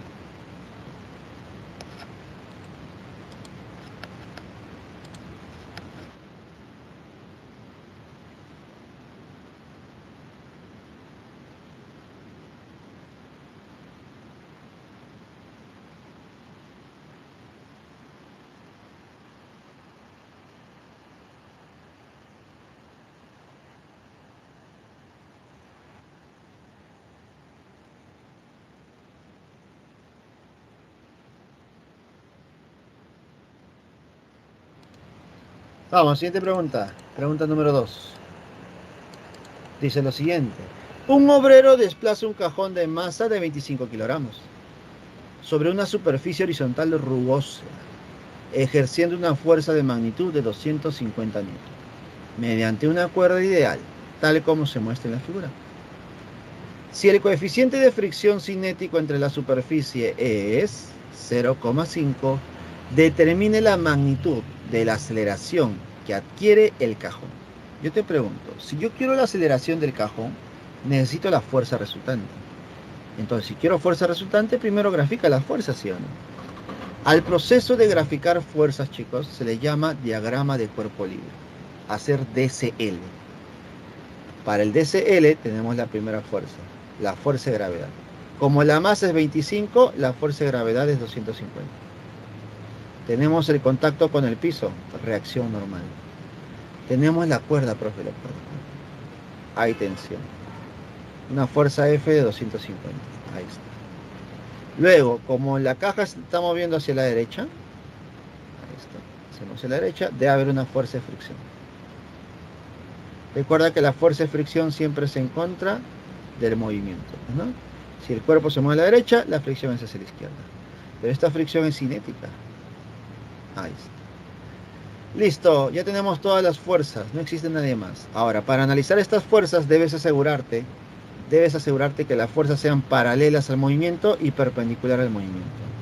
La única fuerza que no es paralela ni perpendicular es estos 250. Por lo tanto, debo descomponer. Vamos a descomponer de manera paralela y de manera perpendicular. Usando el ángulo de 37 y este triángulo, vamos a calcular las dos componentes, ¿no?, que nos faltan. Sabiendo que la hipotenusa es 5K, esto es 4K y esto sería 3K. Dime, 5K es igual a 250. ¿Cuánto vale K? K valdría 50, ¿sí? Si K vale 50, esto saldría 200. Si K vale 50, esto saldría 150. Entonces ya no trabajo con 250, trabajo con 200 y 150. Y con eso me aseguro de que todas las fuerzas sean paralelas y perpendiculares al movimiento. En la perpendicular al movimiento tenemos estas tres fuerzas. Y dime, en este eje perpendicular, en este eje vertical, ¿hay movimiento? No, profesor. Y si no hay movimiento, las fuerzas que van hacia arriba serán iguales a las fuerzas que van hacia abajo. ¿Quién va hacia arriba, profesor? La normal. ¿Quién va hacia arriba? 150.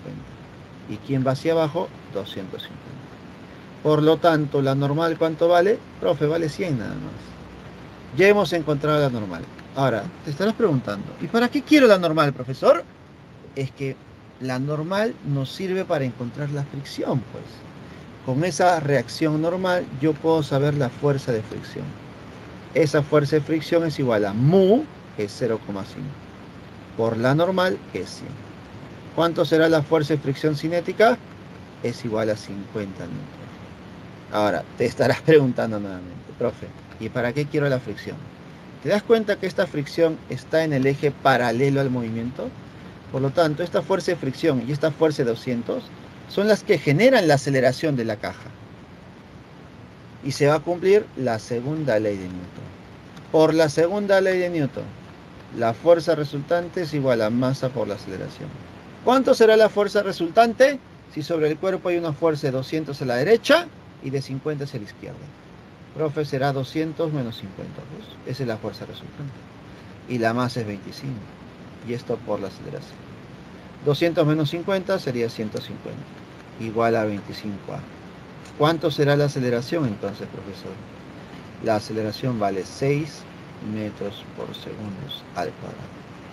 Problema número 2. La clave es la A. 6 metros por segundo al cuadrado. ¿Alguna consulta? Profesor, ¿a qué se refiere con cuerda ideal? ¿Cómo? Cuerda ideal. ¿A qué se refiere con cuerda ideal? Cuerda ideal. Cuerda ideal. Cuerda ideal es cuando yo no considero la masa de la cuerda. Por ejemplo, yo no estoy graficando acá el peso de la cuerda, que también puede intervenir en el proceso, ¿no? Es una cuerda ideal.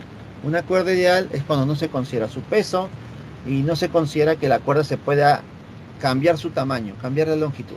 No cambia su longitud. Y tampoco una cuerda ideal tiene fricción. ¿Listo? Eso básicamente importa cuando hay poleas, por ejemplo, ¿no? Cuando una cuerda pasa por una polea, al haber contacto con la polea, debería haber fuerza de fricción, pero como es una cuerda ideal, se desprecia eso. ¿Correcto? A eso se refiere con cuerda ideal. Ok, Se profesor, desprecia gracias. el peso, la fuerza de fricción y el estiramiento de la cuerda. Listo.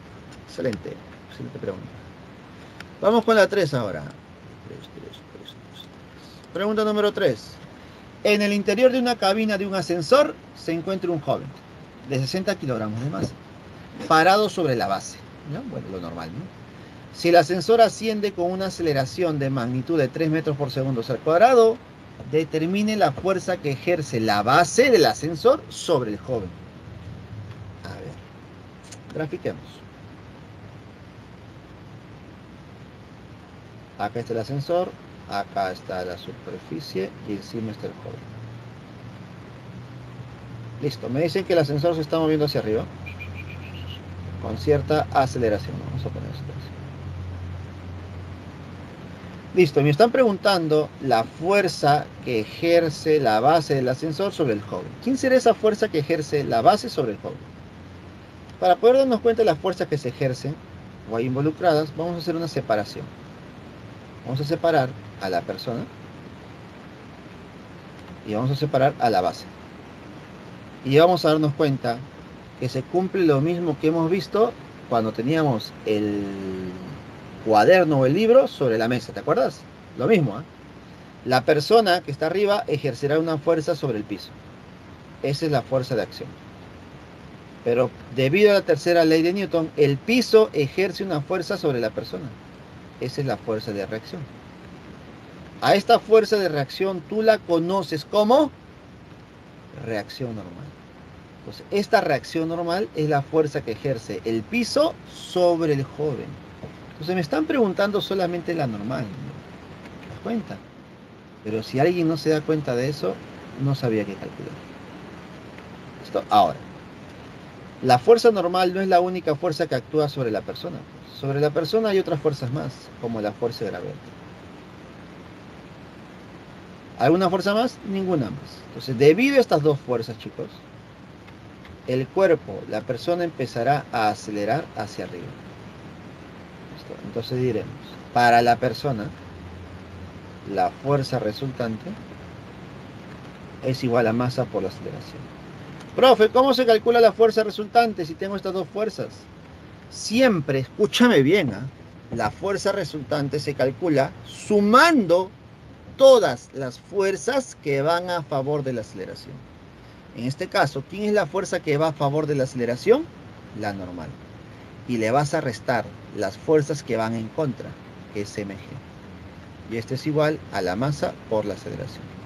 Como yo quiero la normal, simplemente despejas y te queda masa por la aceleración más la gravedad. ¿Sí o no? Factorizando.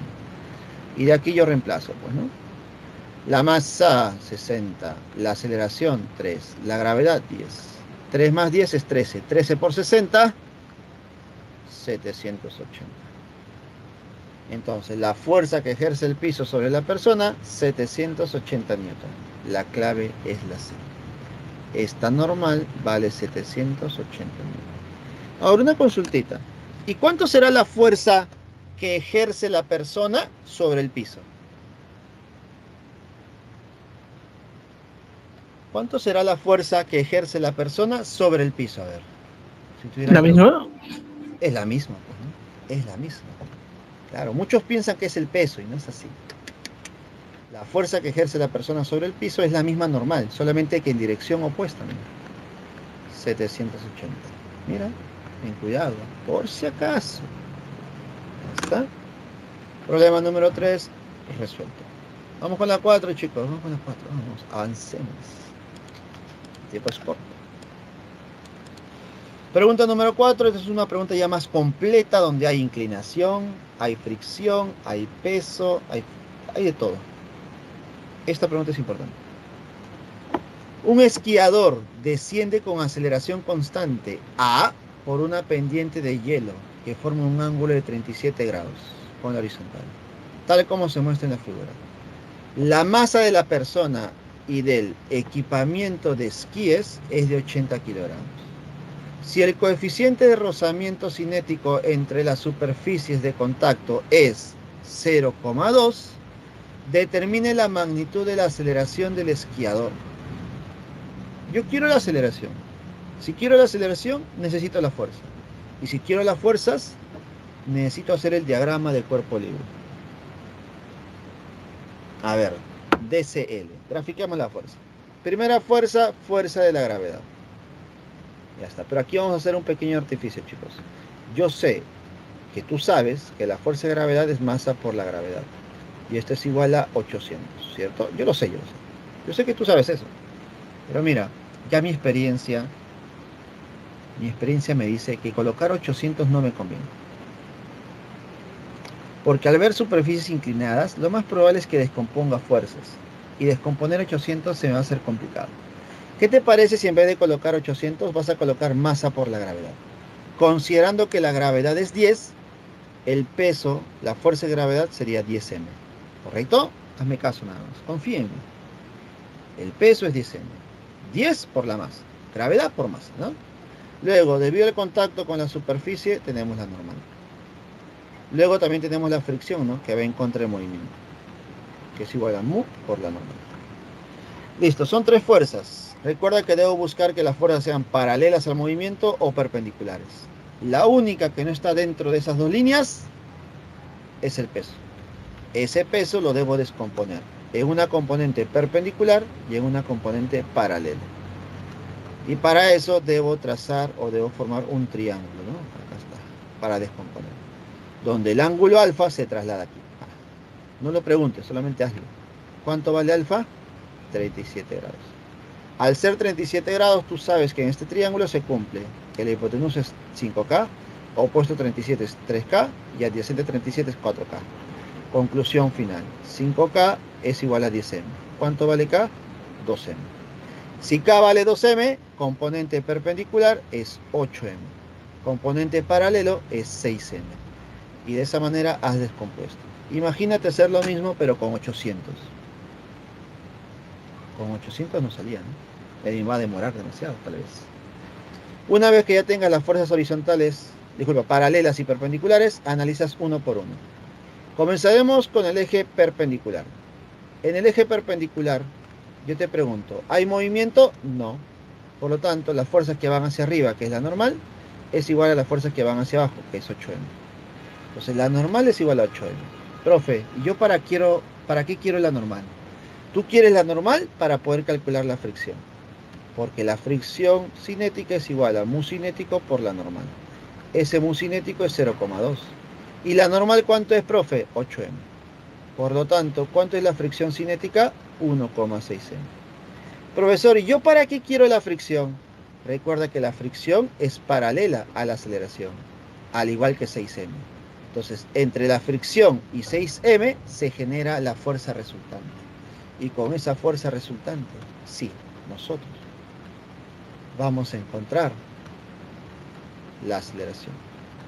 Entonces diremos, fuerza resultante, fuerzas que van a favor de la aceleración, 6m, menos fuerzas que van en contra, la fricción, 1,6m. igual a la masa por la aceleración. Señoritas, aquí ustedes mismas son. ¿Qué le sacan? ¿Qué le van a sacar? Le sacas la m, mira. Ahí está. ¿Y qué te queda? Que la aceleración es igual a 6 menos 1,6. ¿Eso cuánto te sale? 4,4 metros por segundo al cuadrado. Y efectivamente, Vladimir, la respuesta del problema número 4 sería la B. Resuelto. Problema número 4 resuelto. ¿Qué te pareció? Por ahí, ¿no? Estamos bien, estamos bien. Vamos, problema número 5 ahora. Esta pregunta 5 a mí me gusta bastante. Me gusta. Vamos, pregunta 5. Cuando un avión acelera en la pista del aeropuerto para despegar, un viajero decide determinar su aceleración mediante su yo-yo y comprueba que la cuerda del mismo forma un ángulo de 37 grados con la vertical. Ahora, uno dirá, no, ¿es en serio? ¿Que se puede hacer eso? Claro. Tú puedes agarrar un yo-yo y calcular la aceleración que tiene el avión. Profe, pero yo no subo un avión, bro. Ah, bueno, agarra tu yo-yo y te subes un carro y determinas la aceleración del carro. También se puede hacer lo mismo. Lo más probable es que esa persona, ese viajero, es un físico. Más probable, más probable. Pregunta, ¿con qué aceleración se moverá el avión? A ver. Quiero aceleración, quiero fuerzas. Quiero fuerzas, diagrama de cuerpo libre. Primera fuerza, mg. Segunda fuerza, la tensión. Tú sabes que el avión se mueve a la derecha. Por ese motivo, vamos a darnos cuenta que se inclina de esa manera la cuerda, ¿no? El yo-yo se mueve a la derecha también. Y debido a ese movimiento se genera una aceleración. Para eso necesito tener las fuerzas de manera paralelas al movimiento y de manera perpendicular al movimiento. De manera paralela no hay nada. De manera perpendicular está el mg. Entonces, de tal manera que solamente me falta descomponer la tensión. Descompone la tensión, por favor. Tensión a la derecha, tensión hacia la izquierda. Usando ese triangulito rectángulo tendríamos que la componente opuesta sería T seno. Y la componente adyacente sería T coseno. Chao tensión. Voy a trabajar con esas dos componentes. Y empezaré a analizar la perpendicular. En el eje perpendicular al movimiento, tú sabes que no hay fuerzas que van hacia, hay fuerzas que van hacia arriba y hay fuerzas que van hacia abajo. ¿Y cómo deben ser? Iguales. ¿Quién va hacia arriba? T coseno. ¿Quién va hacia abajo? mg. Esto más nada. Ahora, en el eje paralelo, la que genera la aceleración es la fuerza resultante, que en este caso sería solamente T seno de 37. Por lo tanto diremos, la fuerza resultante es igual a masa por la aceleración. La única fuerza que hay es T seno. Y esto es igual a la masa por la aceleración. ¿Listo? ¿Qué es lo que voy a hacer ahora? Con estas dos ecuaciones voy a dividirlas. Bueno, voy a dividir lo que está a la izquierda con lo que está a la derecha. Mira. Entonces, T seno de 37 entre T coseno.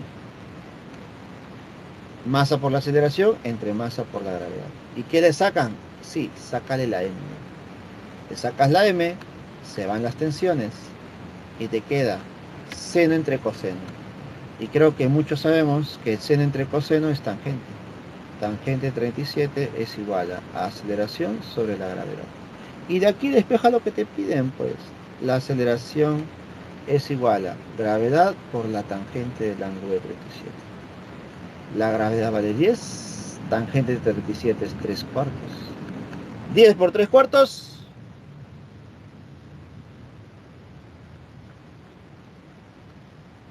7.5. 7,5 metros por segundo. ¿Qué te parece? Problema número 5 resuelto, chicos. Problema 5 resuelto. ¿Está? Procedimientos claros, chicos. Tú ya sabes qué hacer en cada problema. Futuros problemas también. Tienes ya la idea. Simplemente tienes que practicar lo suficiente. A ver, continuemos con los problemas de esta semana. Problema número 6. Problema número 6. Dice lo siguiente. El saltador es un juguete para niños que cuenta con un muelle que es un resorte, para su funcionamiento. Si un niño de 20 kilogramos se sube a un saltador de constante de rigidez K, la máxima deformación que experimenta el muelle es de 10 centímetros. Es decir, cuando una persona de 20 kilogramos se sube a un saltador, lo máximo que se puede deformar es 10 centímetros. Determine cuál sería la máxima deformación del muelle si el niño aumenta su masa en 8 kilogramos. A ver, en 8 kilogramos. Entonces, para que más o menos entendamos a qué se refiere. Un saltador está compuesto de una varilla horizontal donde colocas tus manos. ¿Listo? Pero también tenemos una estructura vertical.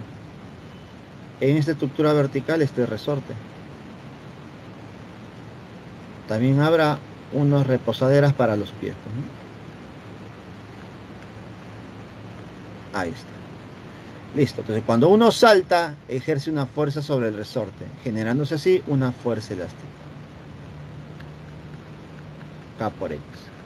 Pero como yo quiero analizar la deformación máxima, ese es cuando la fuerza de gravedad, mg, empuja, deforma el resorte lo máximo que se pueda. ¿Y cuándo ocurre eso? Cuando la velocidad es cero. Es decir, cuando el cuerpo de la persona ya no pueda descender más, ya no pueda deformar más el resorte. Y si la velocidad es cero, podemos decir que la fuerza resultante será cero. Y si la fuerza resultante es cero, fuerzas que van hacia arriba igual a fuerzas que van hacia abajo. Quien va hacia arriba, K por X. Quien va hacia abajo, mg. Esto es lo que nosotros vamos a aplicar para los dos casos. El caso 1 es el caso de una masa de 20 kilogramos. El caso 2 es cuando por la pandemia aumentó su masa en 8, es decir, 28 kilogramos. A ver, para el caso 1, constante rigidez K. La deformación para el caso 1, 10 centímetros. Igual a la masa, 20 kilogramos, por la gravedad que es 10.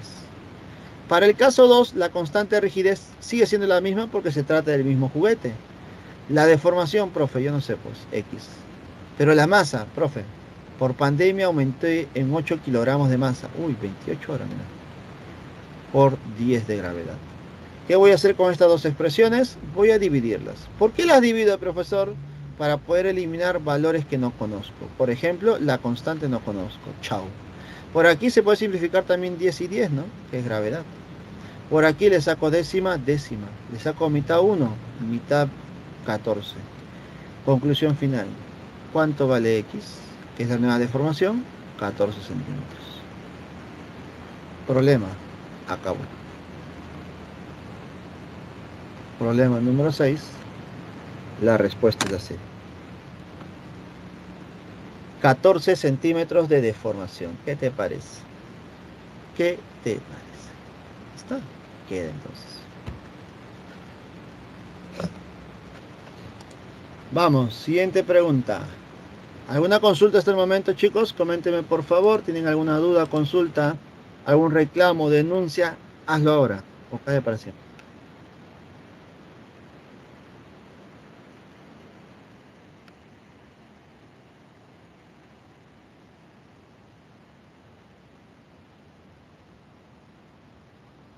Profesor, y si nos pidieron la mínima información, ¿cómo sería la fórmula? Es que la mínima no depende de algo en específico, depende de cosas ya más generales. Por ejemplo, yo no puedo saber cuánto es la mínima. Para que te digan la mínima, tienes que analizar en qué instante estás analizando. Yo no puedo saber una mínima, no se puede. Recuerda que la deformación depende del deformador, de las fuerzas externas, ¿cierto? Va a depender de las fuerzas externas. Ahora, yo puedo saber la máxima porque yo sé que cuando el cuerpo se detiene, la persona se detiene, lo ha deformado lo máximo que puede, porque ya no puede descender o bajar más. Por eso yo sé que ahí es la máxima. Pero la mínima es cuando inicia, ¿no? Recuerda, ¿te acuerdas cuando nosotros graficamos la fuerza elástica en función de la deformación? Recuerda que comienza todo en cero. Entonces, la deformación puede ser 1 centímetro, 2 centímetros, 3 centímetros, 4 centímetros, no sé hasta cuándo. Entonces la mínima está relacionada aquí.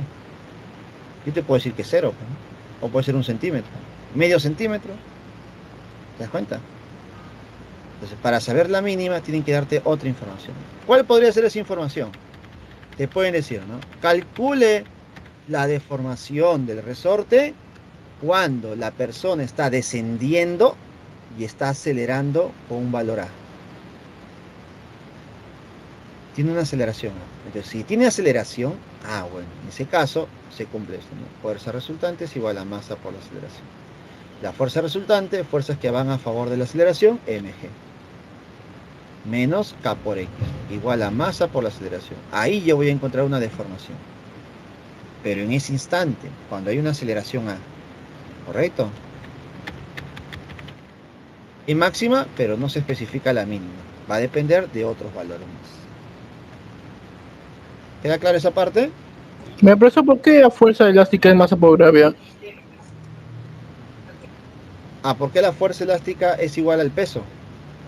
Porque justo como yo quiero la máxima deformación, ¿cuándo se genera la máxima deformación? Cuando el cuerpo de la persona ya no se mueve. Y si el cuerpo de la persona ya no se mueve, entonces la fuerza resultante en ese instante debe ser cero. Y si la fuerza resultante es cero, fuerzas que van hacia arriba igual a fuerzas que van hacia abajo. ¿Quién va hacia arriba? La fuerza elástica. ¿Y quién va hacia abajo? El peso mg. Por eso yo las igualo en ese instante. Ok, profesor, gracias. Listo. Vamos a ver.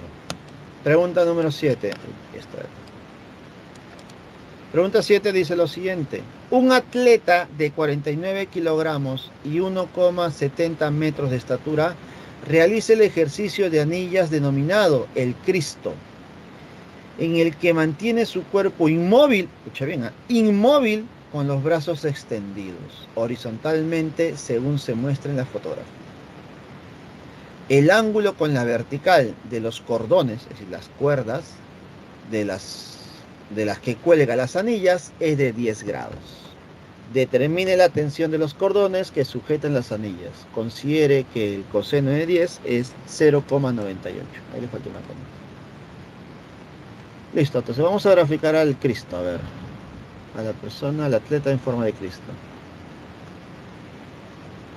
Acá están sus brazos, acá está su cabeza y acá están sus pies. Ahí está. Acá están los dos cordones, las dos cuerdas. Listo, formando un ángulo de 10 grados, ¿no? 10 grados. Listo, como yo quiero saber cuánto es la tensión, debo graficar fuerzas, sí o sí. Primera fuerza, fuerza de gravedad, ¿no? mg. Segunda fuerza, la tensión. La tensión. Y tercera fuerza, la otra tensión. ¿Te das cuenta que por simetría, escúcheme bien, por simetría, las dos tensiones son iguales, sí o no?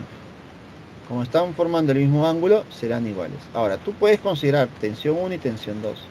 A la hora del proceso, te vas a dar cuenta que van a ser iguales, obligatoriamente. Si no, no hubiera habido equilibrio o estática de cuerpo.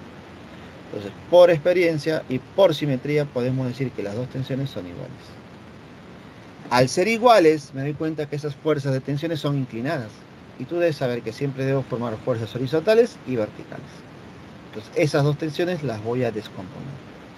En una tensión horizontal y en una tensión vertical. Y para eso aprovecho el angulito de 10 grados. Con esos 10 grados tú dirás, esta componente horizontal es T seno de 10. Y la componente vertical, T coseno de 10. Lo mismo para el otro lado, ¿no? Sería T seno de 10 y T coseno. Ahí está. Entonces ya no trabajas con las tensiones, trabajas con sus componentes. Entonces me doy cuenta que al analizar en la horizontal, la fuerza que va a la derecha y la fuerza que va a la izquierda se anula, porque son iguales. Y ahora, ¿qué pasará en la vertical? Me doy cuenta que en la vertical, como el cuerpo se mantiene inmóvil, entonces fuerzas que van hacia arriba deben ser iguales a fuerzas que van hacia abajo. Profe, ¿quién va hacia arriba?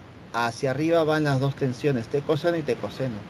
Por lo tanto tendría 2 veces T coseno. Y hacia abajo, ¿quién va? El peso mg. Si yo reemplazo los valores, tendría 2t por el coseno de 10. Profe, el coseno de 10 es 0,98. Dime, 0,98 no es 98 sobre 10.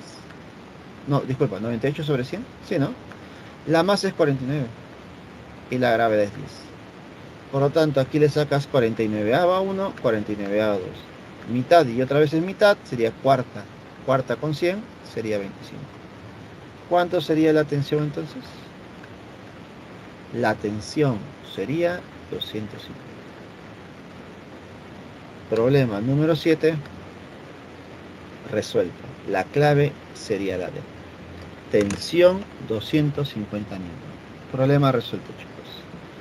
¿Alguna consulta?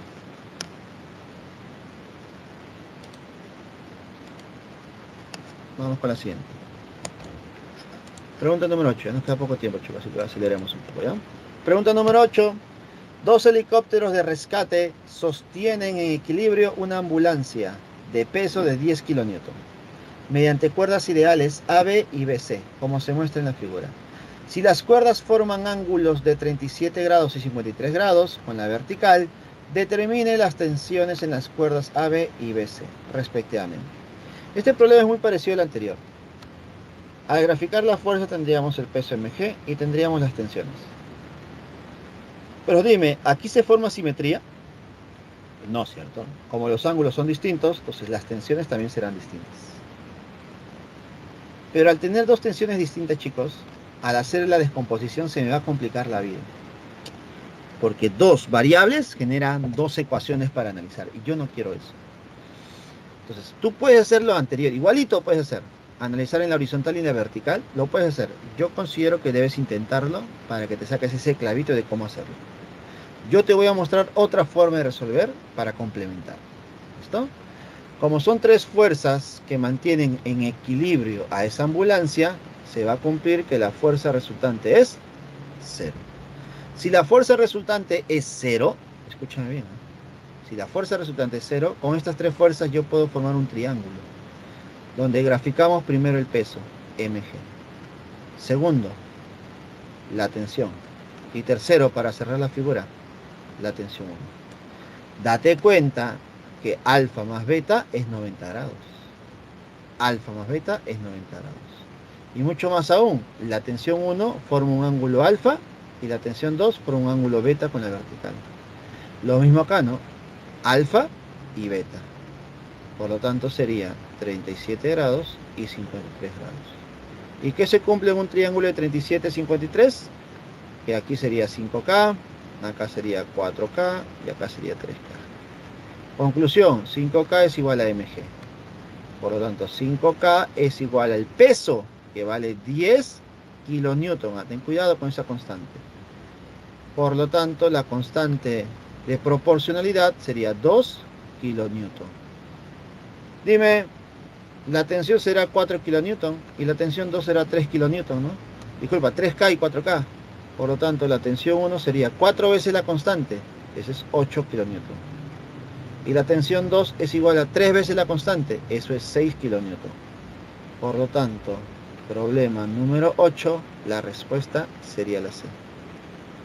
Respuesta casita. ¿Listo? Inténtalo por favor haciendo descomposición para que te saques el clavito de cómo hacerlo. Inténtalo. Esta es otra manera de resolver con el método geométrico. Tú intenta el método analítico. Pregunta número 9. 9 y 10. Un automóvil de masa de 1000 kilogramos se desplaza sobre una pista curva de radio de 100 metros, como se muestra en la figura. La rapidez tangencial del automóvil en la posición más alta de la curvatura es de 10 metros por segundo. Y la magnitud de su aceleración tangencial es de raíz de 3 metros por segundo al cuadrado. Determine la fuerza resultante sobre el automóvil en dicha posición. A ver, yo parto de lo que hemos aprendido en la clase anterior. En el movimiento circular, tú sabes que el cuerpo tiene una aceleración tangencial y una aceleración centrípeta. Pero recuerda que el día de hoy hemos relacionado aceleraciones con fuerza. Por lo tanto, si hay una aceleración tangencial, hay una fuerza tangencial.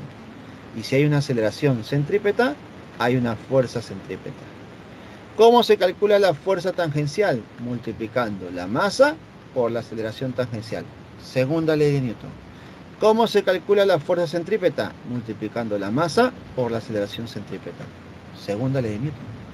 Profesor, yo ya sé cómo se calcula la aceleración tangencial y la aceleración centrípeta, ¿sí o no? Claro, eso lo hemos visto en la clase pasada. Según la clase pasada, la aceleración centrípeta es velocidad al cuadrado sobre el radio de giro, o velocidad angular al cuadrado por el radio de giro. Y la aceleración tangencial es igual a alfa por r. Listo. Una vez que tú tengas estas dos fuerzas, tangencial y centrípeta, puedes calcular la fuerza resultante. ¿Cómo se calcula la fuerza resultante? Raíz cuadrada de la fuerza centrípeta cuadrada más la fuerza tangencial al cuadrado. Listo. Entonces, ¿necesito, profesor, estos dos valores? Sí. Así que reemplaza nada más. Dime, ¿cuánto es la masa? La masa es 1000.